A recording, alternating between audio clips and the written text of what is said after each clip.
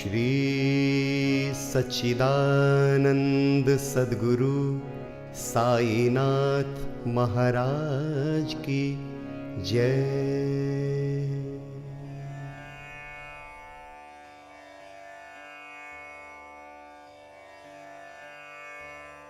श्री साईं सचरित्र अध्याय 4। श्री साईं बाबा का शिरडी में प्रथम आगमन, संतों का अवतार कार्य, पवित्र तीर्थ शिरडी, श्री साईं बाबा का व्यक्तित्व, गौली बुआ का अनुभव, श्री विट्ठल का प्रकट होना, क्षीर सागर की कथा, दास गणों का प्रयाग स्नान, श्री साईं बाबा का शिरडी में प्रथम आगमन, 3 वाड़े, संतों का अवतार कार्य। भागवत गीता 4 अध्याय 7 से 8 में भगवान श्री कृष्ण कहते हैं कि जब जब धर्म की हानि और अधर्म की वृद्धि होती है तब तब मैं अवतार धारण करता हूँ। धर्म स्थापन, दुष्टों का विनाश तथा साधु जनों के परित्राण के लिए मैं युग युग में जन्म लेता हूँ। साधु और संत भगवान के प्रतिनिधि स्वरूप हैं।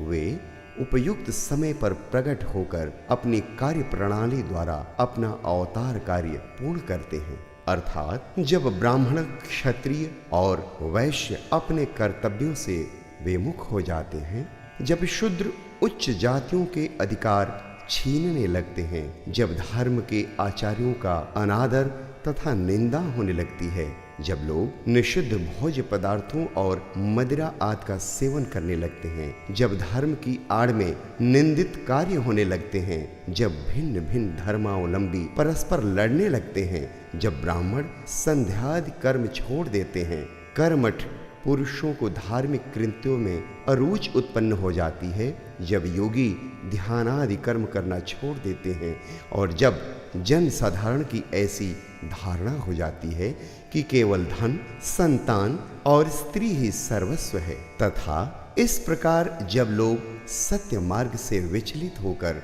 अंधा पतन की ओर अग्रसर होने लगते हैं, तब संत प्रकट होकर अपने उपदेशों एवं आचरण के द्वारा धर्म की संस्थापना करते हैं। वे समुद्र के ज्योति स्तंभ की तरह हमारा उचित मार्गदर्शन करते तथा सत्य पथ पर चलने को प्रेरित करते हैं। इसी मार्ग पर अनेकों संत निवृत्तनाथ, ज्ञानदेव, मुक्ताबाई, नामदेव, गोरा, गुणाई, एकनाथ, तुकाराम, नरहरि, नरसी भाई, सज्जन कसाई, सावंता माली और रामदास तथा कई अन्य संत सत्य मार्ग का दिग्दर्शन कराने के हेतु भिन्न भिन्न अवसरों पर प्रकट हुए और इन सब के पश्चात शिरडी में श्री साईं बाबा का अवतार हुआ।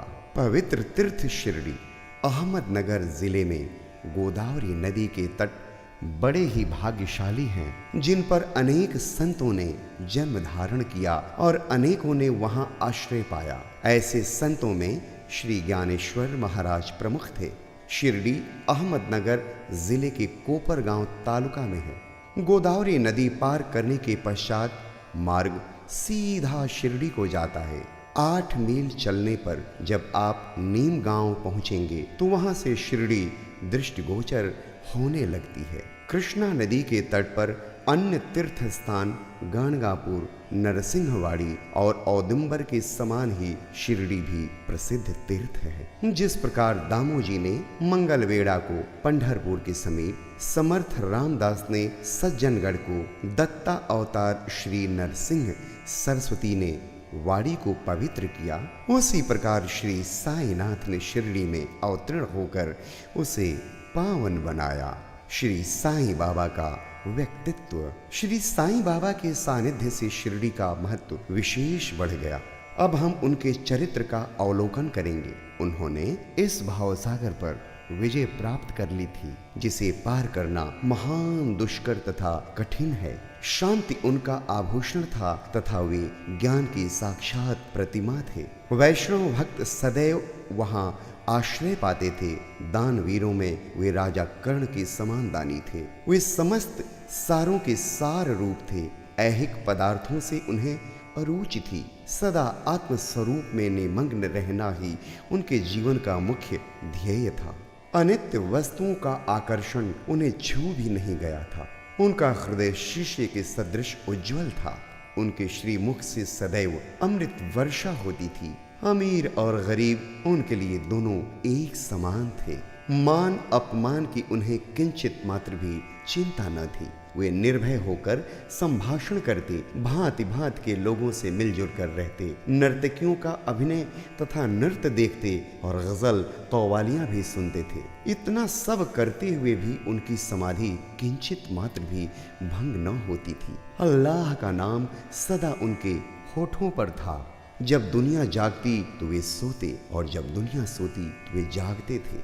उनका अंतःकरण प्रशांत महासागर की तरह शांत था।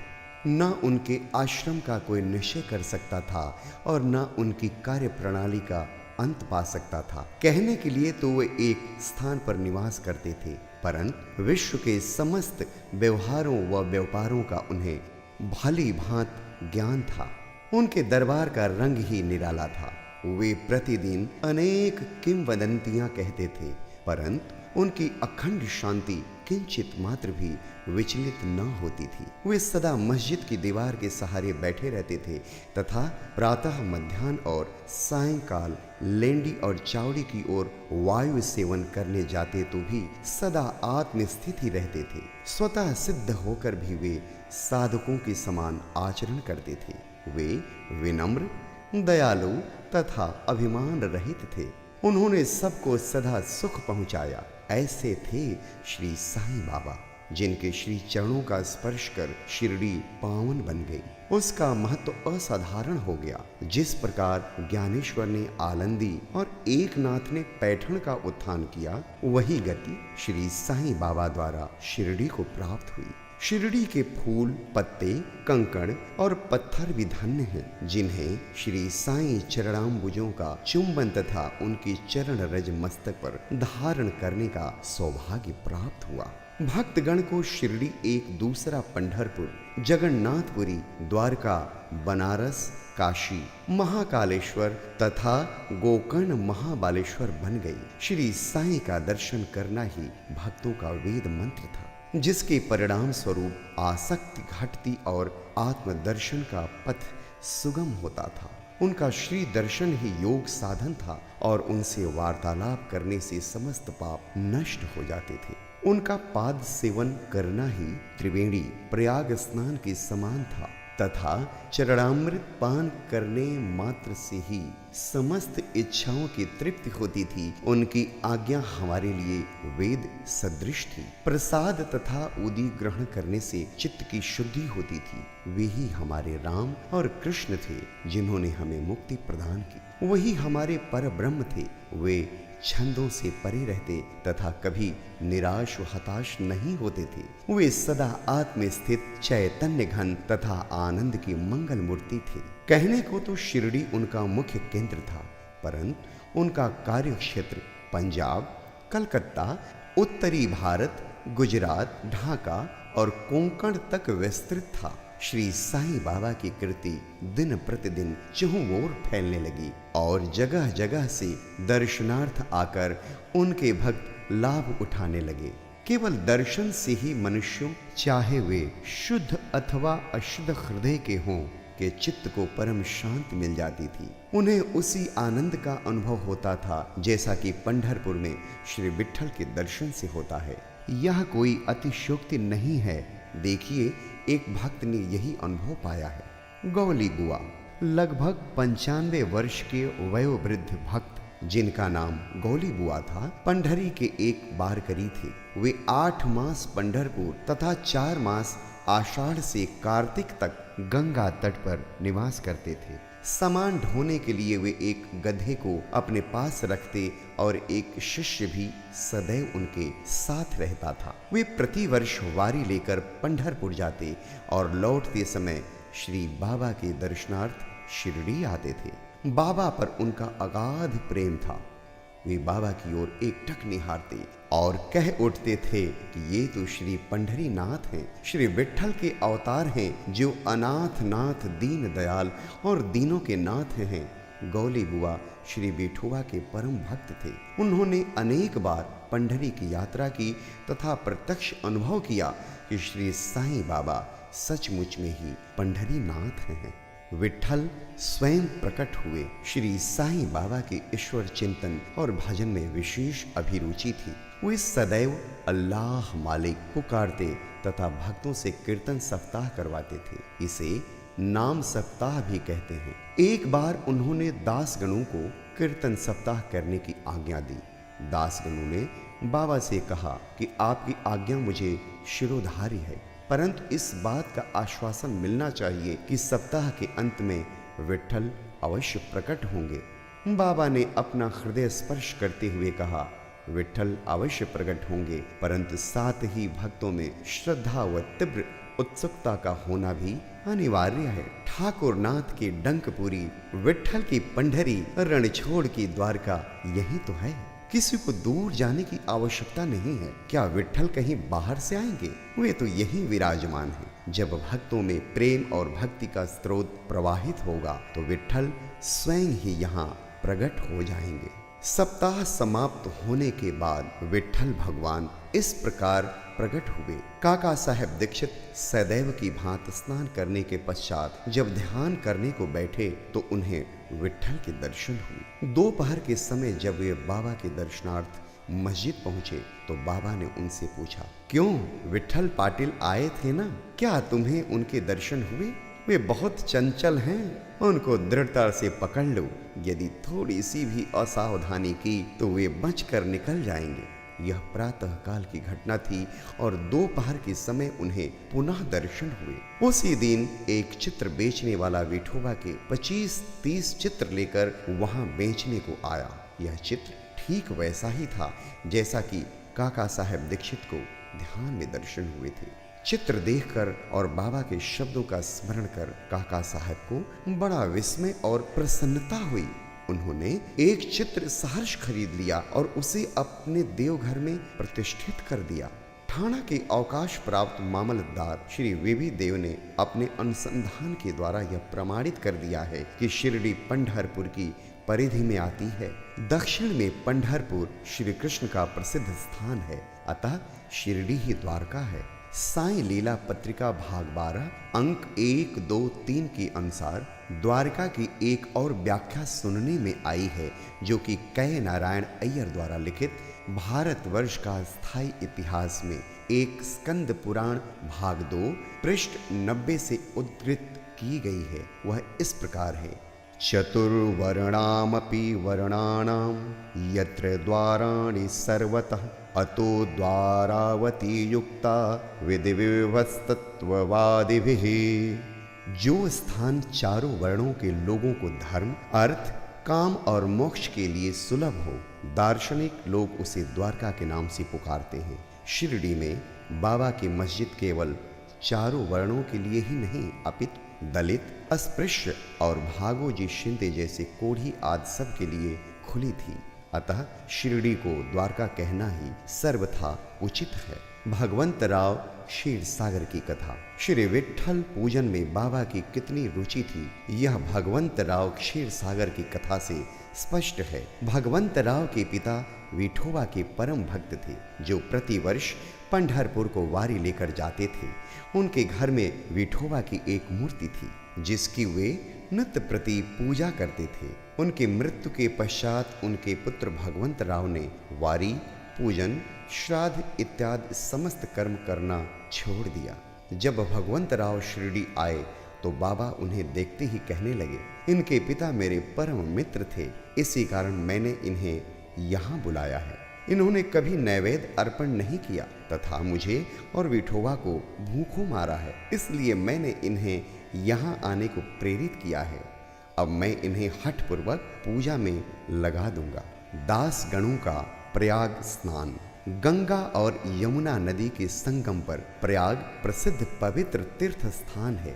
हिंदुओं की ऐसी भावना है कि वहां स्नान आदि करने से समस्त पाप नष्ट हो जाते हैं। इसी कारण प्रत्येक पर्व पर सहस्त्रों भक्तगण वहां जाते हैं और स्नान का लाभ उठाते हैं। एक बार दास गणों ने भी वहां जाकर स्नान करने का निश्चय किया।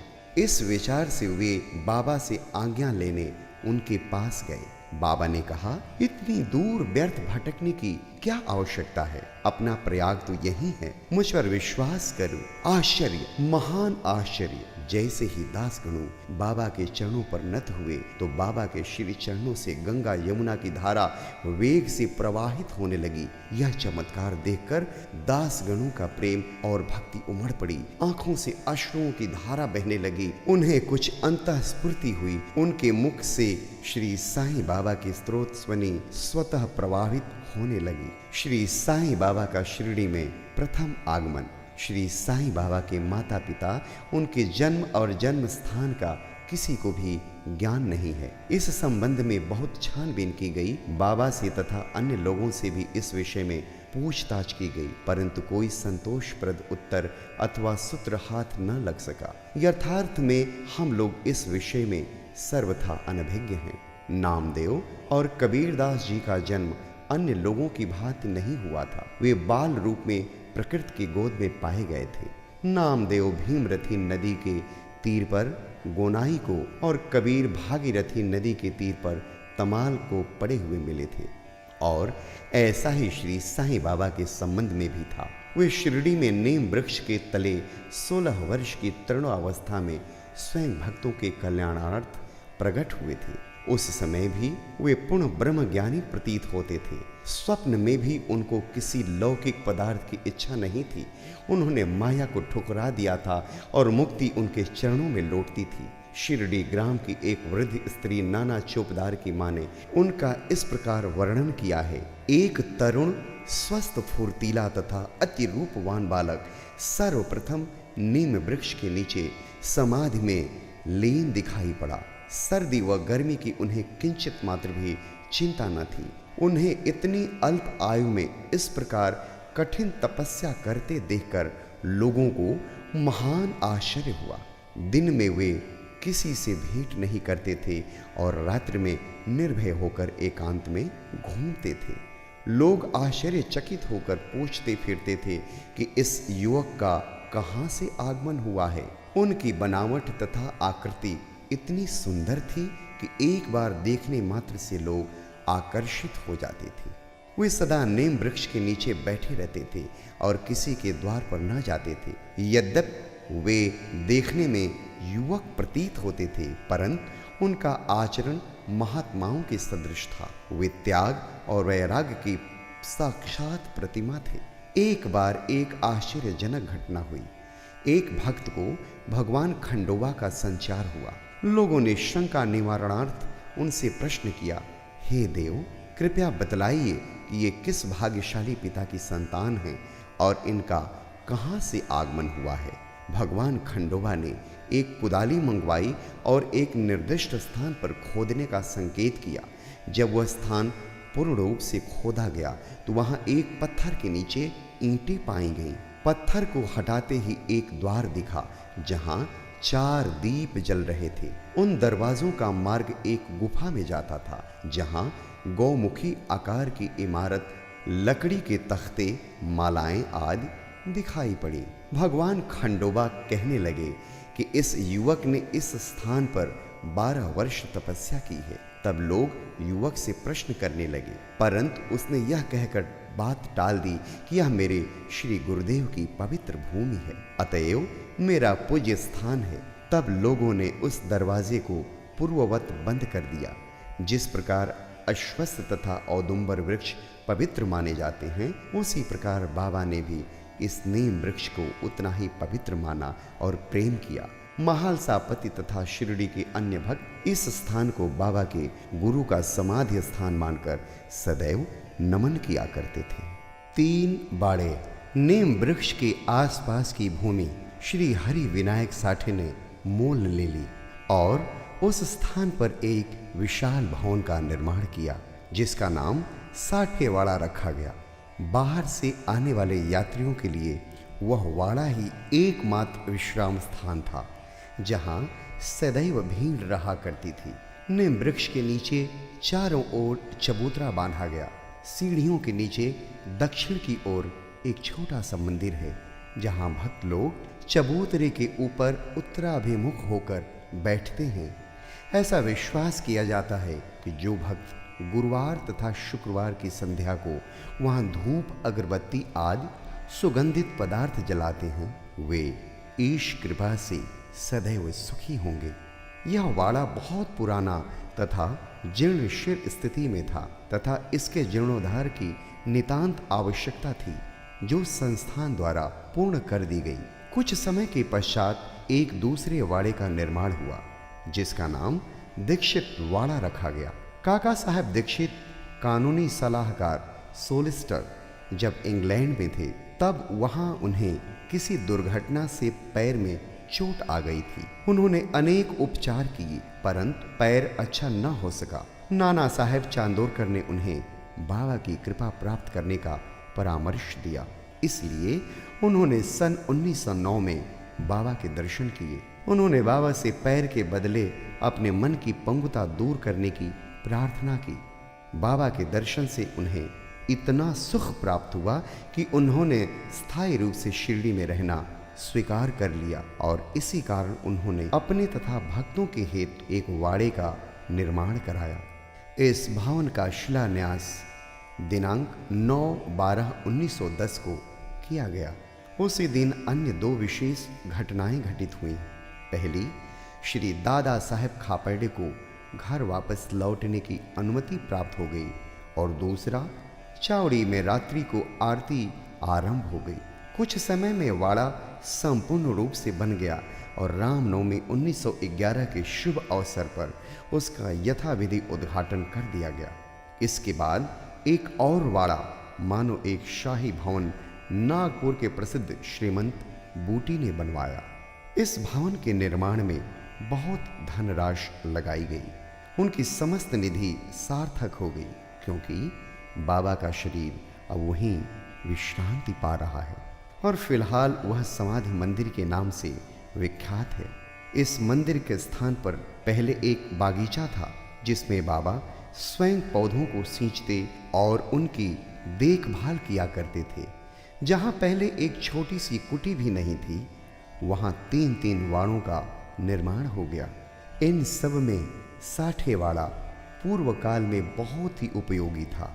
बगीचे की कथा वामन तात्या की सहायता से स्वयं बगीचे की देखभाल, शिरडी से श्री साईं बाबा की अस्थायी अनुपस्थिति तथा चांद पाटिल की बारात में पुनः शिरडी लौटना, देवीदास, जानकीदास और गंगागिर की संगति, मोहिद्दीन तंबोली के साथ कुश्ती, मस्जिद में निवास, श्री डेंगले व अन्य भक्तों पर प्रेम तथा अन्य घटनाओं का अगले अध्याय में वर्णन किया गया है।